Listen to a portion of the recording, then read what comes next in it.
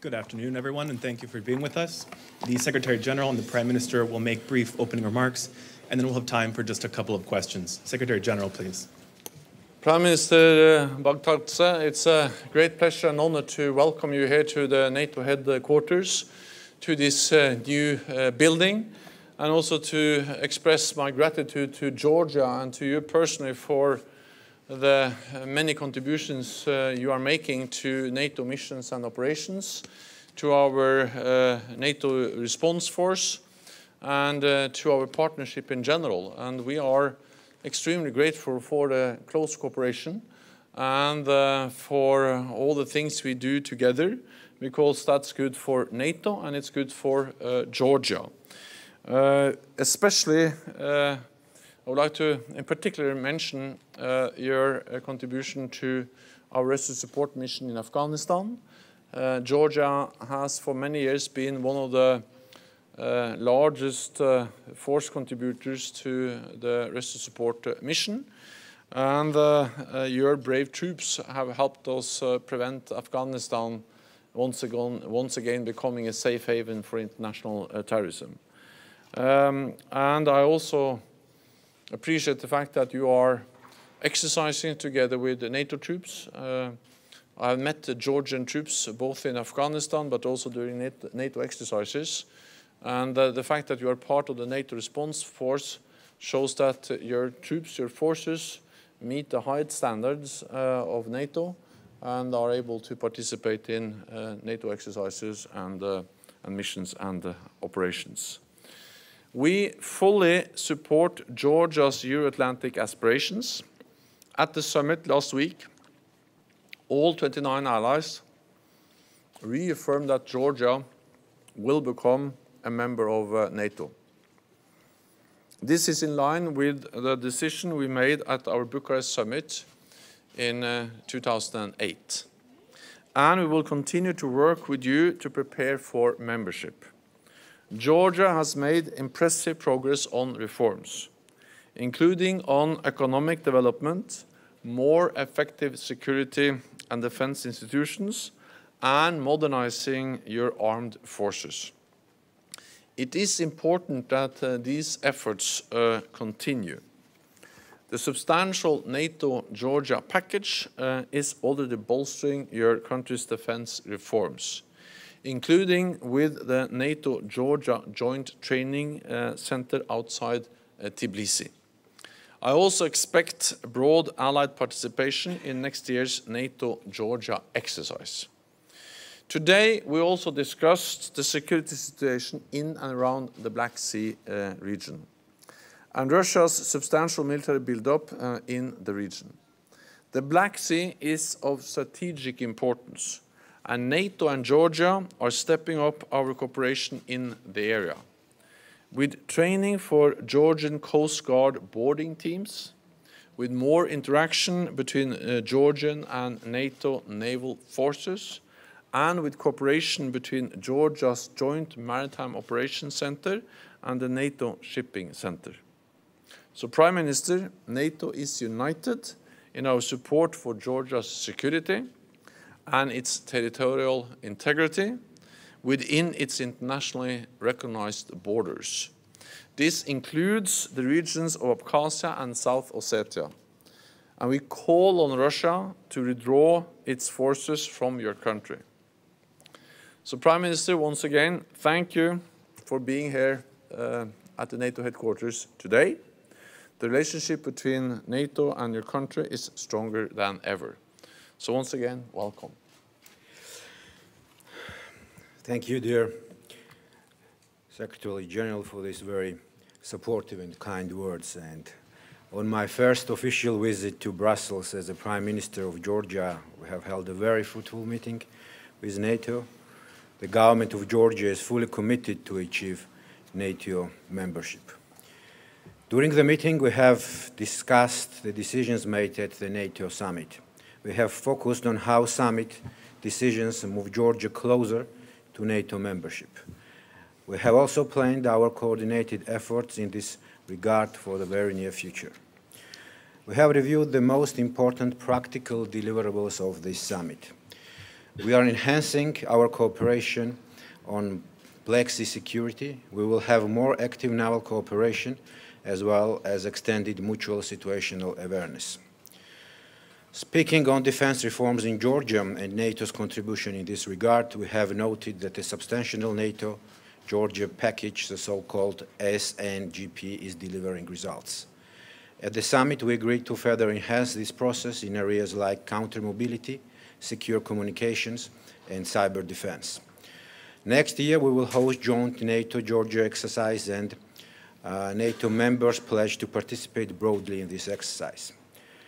We have discussed Georgia's contributions to international security and to NATO operations and missions, including the contribution to the Resolute Support Mission in Afghanistan and to the NATO Response Force. I have pledged that Georgia, as a future member of NATO, will continue its contribution to common Euro-Atlantic security. We are thankful for allies' firm assistance towards Russia to reverse its recognition of the so-called independence and withdraw its military forces from occupied territories of Georgia. Mr. Stoltenberg reaffirmed the alliance-struck support for Georgia's sovereignty and territorial integrity. We all agree that the reforms successfully implemented by Georgia, together with the assistance provided by the NATO, will contribute to our ultimate goal to become the full member of NATO. The Bucharest Summit decision that Georgia will become a NATO member state was reiterated in Brussels just a week ago, and our joint efforts are directed to implement this very important decision.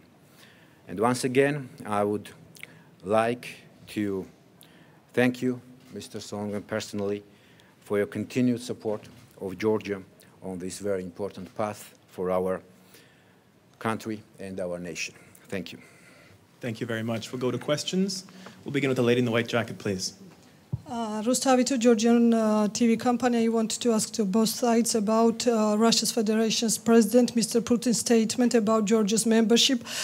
He tells that this is a direct and immediate threat for Russia's national security, and reaction will be extremely negative. So how do you estimate this statement? And also, can we tell that such kind of position is one of the main obstacles that we have not political consensus about Georgia's membership in NATO? Thanks.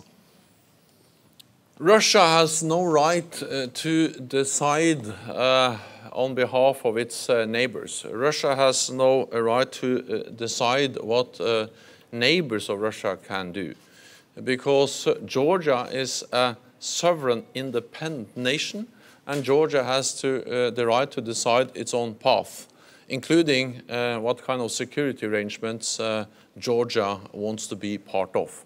So just the whole idea that a neighbor tells a neighbor what they can do and what they cannot do is totally unacceptable, because that is to re-establish the old idea of spheres of influence, where big powers were in a position where they could decide what small neighbors could do or not do. And coming myself from a small country neighboring Russia, Norway, of course, we are very glad that back in 1949, when Norway joined NATO, that we never accepted that the Soviet Union had any right to deny Norway to join NATO. And that's exactly the same today. Georgia is a free, independent, sovereign country, and Georgia has the right to decide its own path. So just the perception, just the idea that if Georgia, through democratic processes, decides what it would like to do, is a threat or a provocation to Russia, is completely wrong. It's an attempt to re-establish that big powers can decide what smaller neighbors can do. So the reality is that it's only the 29 NATO members and Georgia, an aspirant country, that decides when Georgia is going to become a member. And therefore I welcome the fact that all the 29 NATO leaders, when they met here in Brussels just a few days ago, they reiterated that Georgia will become a member of NATO. They reiterated that they will provide support to Georgia as it moves towards membership. We will continue to provide practical support, political support with implementing defense reforms, modernizing defense and security institutions in Georgia, and we will work with Georgia with exercises and with training and with different programs. So it is for Georgia and 29 NATO members to decide when Georgia becomes a member. Russia has no say in that process. Thank you for this question. And firstly, of course, I would like to highlight that Georgian membership in NATO is not aimed against somebody. It's just to make region stronger, more predictable, and more secure. And Georgia is an independent country, and we are making decisions ourselves. And as Mr. Stoltenberg mentioned, the decisions in NATO are made on consensus basis. So this means that it's Georgia and 29 countries that have to make a decision when Georgia will become a member. A week ago, once again, all the NATO countries once again stated that Georgia has all the practical tools to eventually become a full member of NATO. Thank you very much. We have time for one more question. We'll go with the lady in black, please. TV company IMEDI. I have a question for both of you. You know that European and Euro-Atlantic integration is a choice of vast majority of Georgian citizens. People are interested in what is left to be done by Georgia. I mean specific list to become a member of NATO. Thank you. To continue to implement reforms, to continue to modernize its defense and security sector, to continue to modernize and reform the judicial structures of Georgia, and to continue, of course, to train and to increase the quality, the standards of the Georgian armed forces. So we are addressing all these challenges together because this is, of course, for Georgia to deliver, but it's for NATO to help and support. And therefore, I'm glad to know that there is more NATO in Georgia now than ever before, with more advisors, more trainers, more support in different ways. But also the fact that we see that Georgia has made and is making real and significant progress which was recognized by the 29 heads of state and government at the NATO summit last week. Georgia has made huge progress on the path to meet the requirements of NATO. And we have a very comprehensive agenda, the reforms which we should implement with the support of NATO countries.